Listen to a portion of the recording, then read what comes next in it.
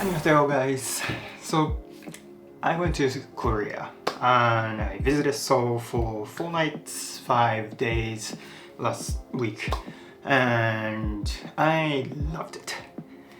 To be honest, it was never really my top of the list countries to visit, just because a lot of people that I've spoken to, they said it's a bit similar to Japan, and because I'm based in Tokyo and I'm very, in a big city, so going to the Seoul and a big city and everybody telling me that it's kind of the same other than the food, it was never really the, maybe intrigued about the city and country. So yeah, I just never was interested in. But after this visit, I was wrong. There's so many things that were it wasn't really the same. I don't know who I was talking to, I can't remember anymore, and I guess I have a lot more different perspective on, my travel experiences, and obviously those who say it's the same. It's not. So today I just wanted to share with you 5 things that are very helpful for to know before you visit South Korea for the first time, and also some of my experiences I had while my visit. Before we start, if you could subscribe to my channel, I will be very grateful. And yeah, so let's get started. First point is that make sure to download NAVER map app. It's a bit mouthful. So they don't really use Google Map, so Google Map doesn't really work. All the transportation information and the timetables and everything is kind of inside of their own NAVER map app. So I didn't know until just right before I went there. So I had all the locations saved in a Google Map, but then it wasn't going to work, so I had to download the NAVER app and transfer all the locations I've saved, which was good, 80 different locations and cafes and shops and some of the spots that I wanted to visit. So I needed to do them one by one. So if you can, so before you do all these research and start saving things, just make sure that you download that NAVER map app, then save all of them on there. Only thing that I felt a little bit troubling was the language. It does pick up English, but sometimes it was giving me a different results from Google Map. So what I did is that I searched for the Korean names of each locations, then type it in, then that actually helped me to find correct information. But most of the time English would be it would recognize as English names or whatever the places you were going for. So yeah, that's one thing to keep in mind. It's very important because when you want to navigate the city, you really will need this app. One extra tip here is that if you have a friend or somebody who has already visited and used this map, if you want to share the or save the location, you can, but you need either WhatsApp or a messenger app called Line. Line is one of the app that is dominantly popular in Asian countries. I think it's from Japan, but I know that Taiwan and Thailand uses it as well, and also Korea as well. So if you have one of those apps, then you can send links, but for whatever the reason, unlike Google Map, you cannot just download the saved list link and send it to your friend through email or something. So just keep that in mind. My experience with using this app was good, but it was a little bit tricky at the beginning. It was kind of difficult to use, and it gets glitchy a little bit. That was my only complaint. I think that I don't know if it's because of the internet issue or the app issue, but depending on the page, it was hard to go back to the previous page. I couldn't figure out which button to press, and when you want to set the direct route to wherever you're going, then you need to enter my location, but you have a GPS mark that says my location, but you always have to choose.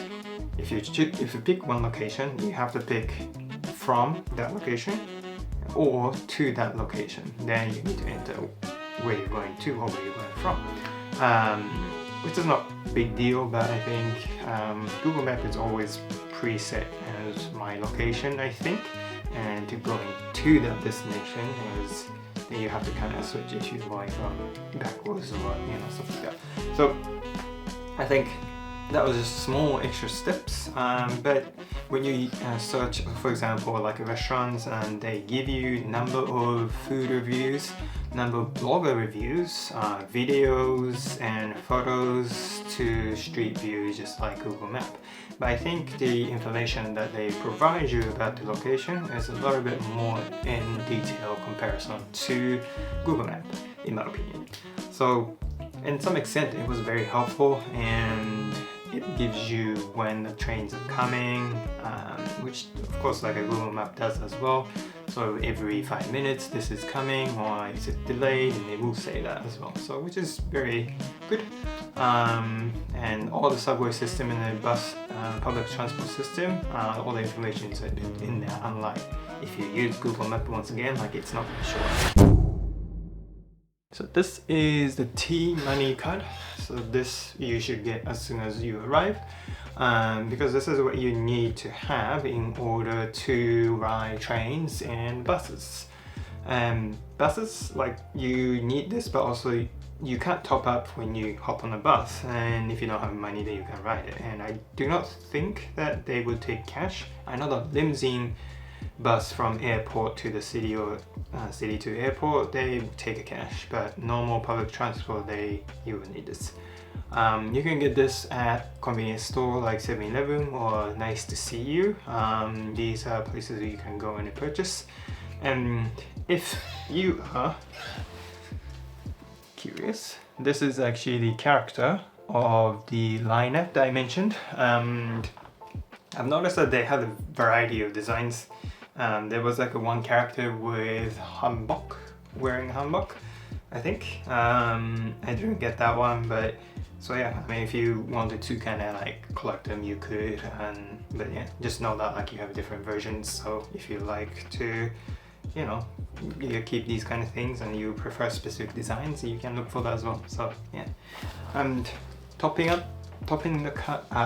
up is very easy. If you go to a convenience store, I think they would do that. I didn't do it, but I saw some other tourists do that as well. So that's one way to do it. If you want to do it at the subway station, there's a machine. So you can easily they have an English, Japanese, Korean, Chinese language options. So when you change the language, the announcement will be in that language as well. So it's very easy to use. I had no trouble using it, so it should be intuitive for you. So make sure you do that. Small tips is that like all trains are basically color coordinated, and they all have a numerical values, and even the buses as well. So my advice is that just follow the numbers instead of colors. Only reason why I say that is they have two blue train lines. One was lighter blue and one was darker blue. And I couldn't actually distinguish it was subtle difference, and I was also tired and walking around. I did like 30,000 steps every day, so yeah, I was walking around. Maybe I was a little bit tired, but I couldn't distinguish the two blues, and I ended up hopping on the different wrong trains. So for my advice, just follow the number of the train lines, then find that correct trains, then yeah, that should be okay. Another thing is that not all train lines have the there's always the two directions for trains. Not all train lines have that two opposite directions next to each other. Sometimes you need to go to the other side of the platform by taking the stairs and then go to the other side of the station. So depending on which train station you're at and what train lines you're taking, just make sure that you know which direction you're going, which is obvious advice no matter where you go, but yeah, just to keep that in mind. And rush hours, I didn't encounter rush hour in the morning, but I know the rush hours are somewhere around 6 to 8 a.m. In Seoul metropolitan area, and rush hour at the end of the day was around 6 to 8 p.m. and I hopped on a train around 6 p.m.-ish, and it was packed. But I think I'm a little bit well trained when it comes to rush hour, train situation, because in Tokyo, it was nowhere near close to Tokyo. Depending on which train stations you will be at, the business is not gonna be different. So one station, it was very busy and during this rush hour time, but then other station it was not. So it really depends on where you go.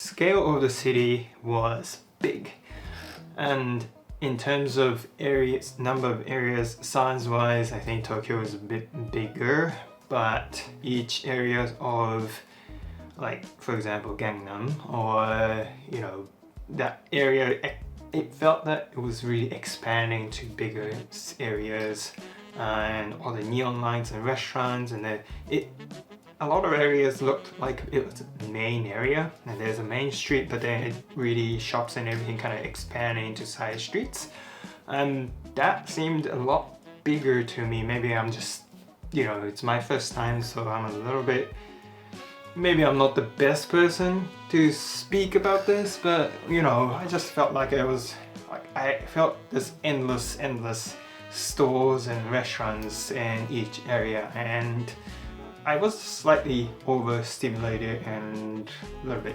overwhelmed.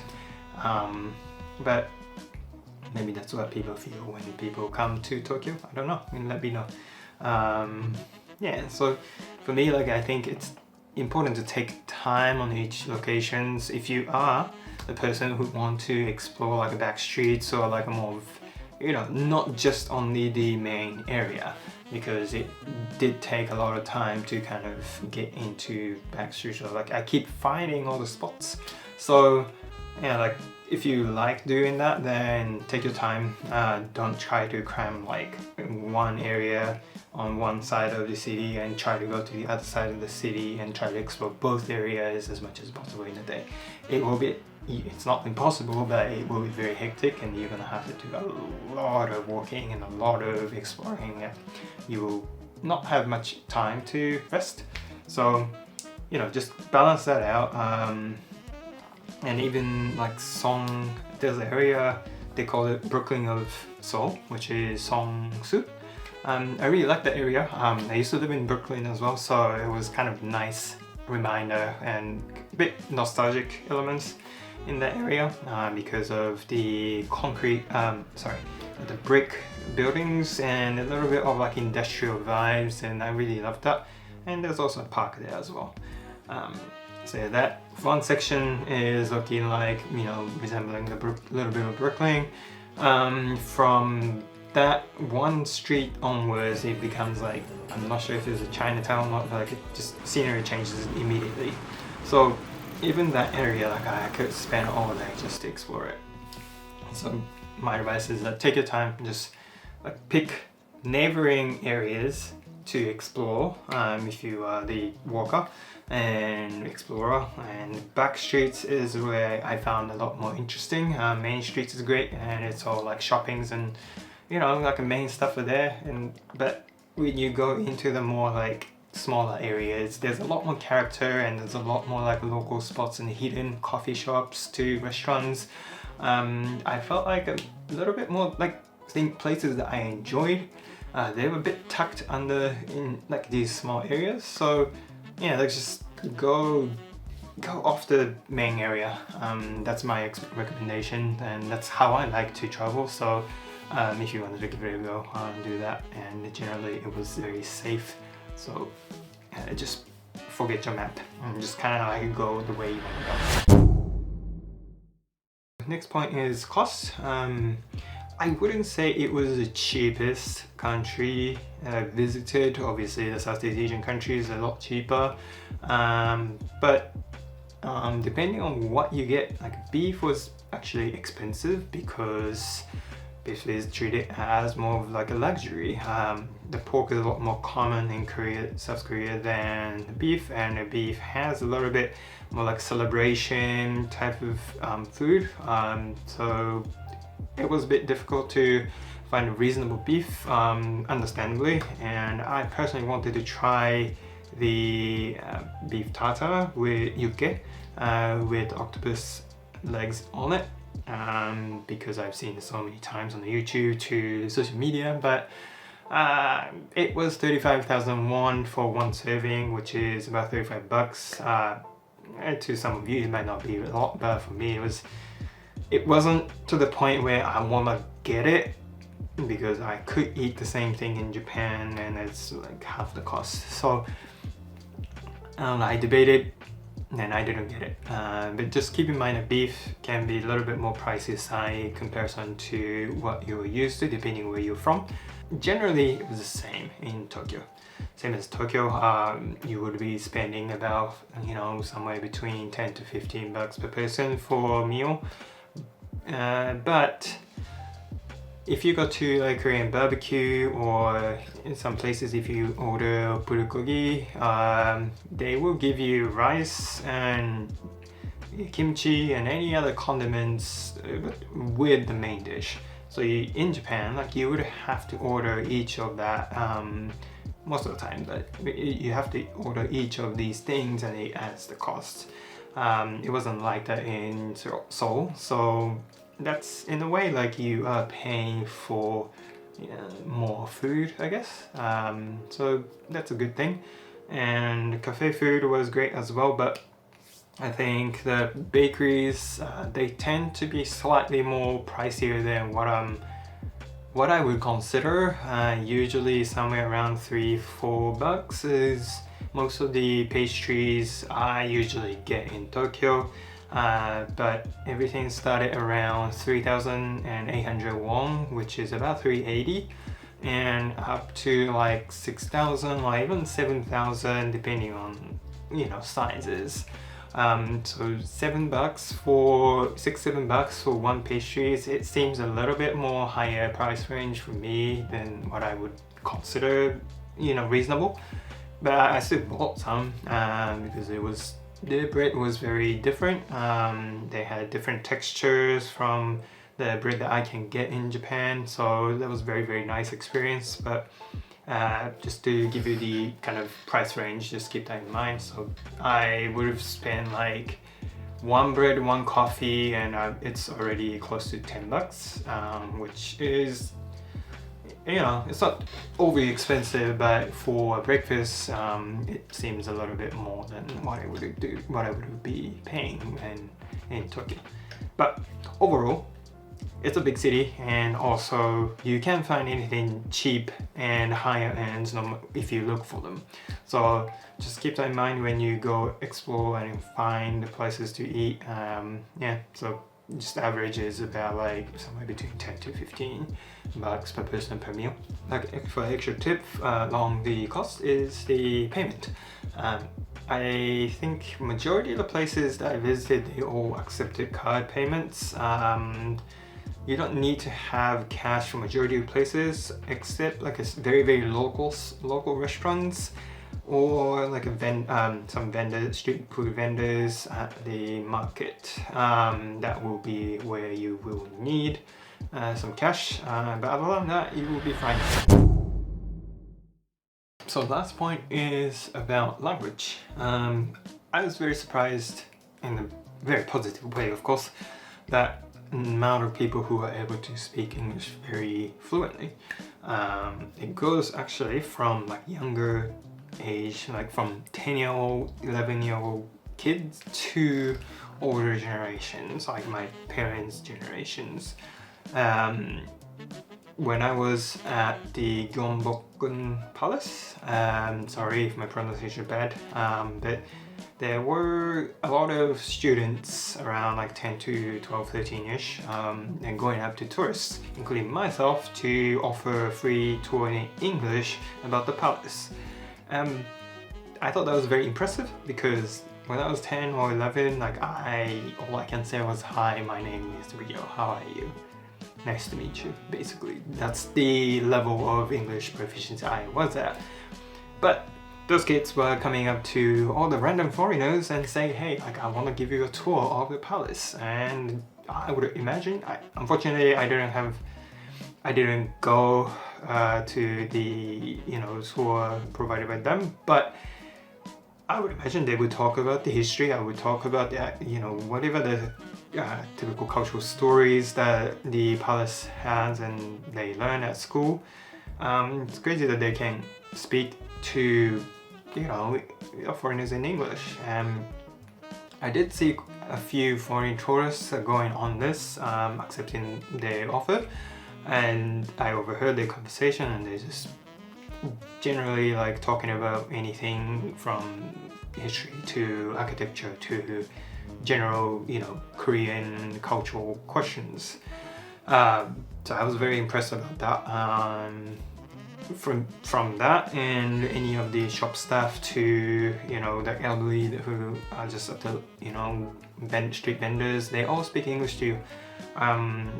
They were very, very kind, and just I didn't see any problem. I didn't see the need of reaching for the Google Translate to tell them what exactly I want, which I think it's a little bit part of the experience to go to foreign countries. So maybe I should have tried a lot harder, but if you aren't really into trying to fully go into just only speaking the language, then it's okay, don't worry. And especially if you are with your families or something, that part is not always going to be your main interest, so don't stress too much.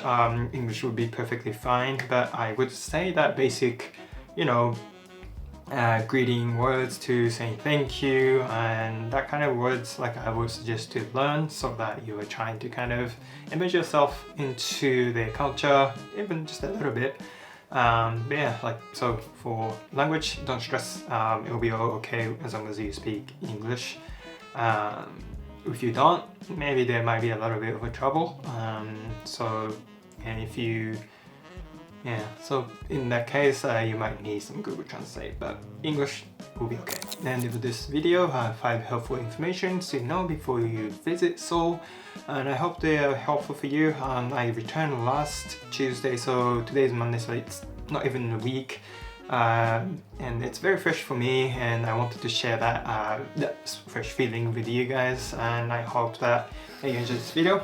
Please let me know what you liked. If you have any other suggestion or information that are helpful, please let me know in the comments so that others can learn about it. And yeah, so I'm also working on next Korea video, which is about like things that I found very surprising about Seoul, South Korea. So I hope to get that out next week, so stay tuned. And yeah, until then, see you and have a good day, have a good night wherever you are, and 안녕히 가세요. I hope that I said that right. But alright, bye guys.